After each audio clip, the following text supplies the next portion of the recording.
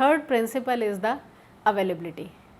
Availability ensures that supporting infrastructure such as computer network services, access control mechanism etc. are fully functional and only authorized users can access the resources.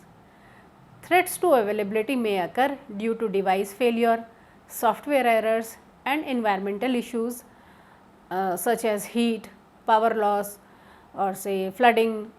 There may be many natural occurrences. So, there are some cyber attacks that focus on violation of availability. For example, DOS attacks, denial of service or device destruction or communication interruptions.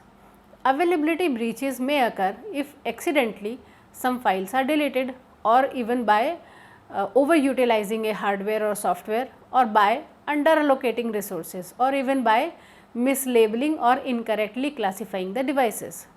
This means that the network should be readily available to its users and it applies to systems and to data also.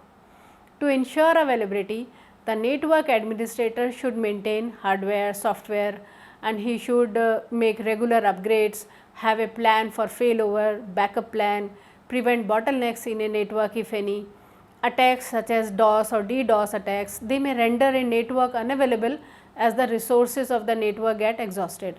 So, the impact may be significant to the companies and users who rely on the network as a business tool. Thus, proper measures should be taken to prevent such attacks. Example of availability in the CIA Triad is the availability of a web service to remain accessible and functional to its users. For instance, an e-commerce website that experiences high traffic during peak sales periods such as Friday sale, they must ensure that its web servers are available to handle the increased volume of visitors.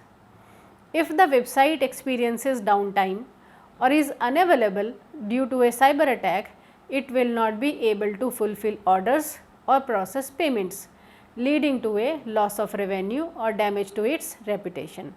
Therefore, ensuring the availability of the web service is critical to maintaining its business operations and meeting customer needs. Another example we can take from hospital electronic health record system.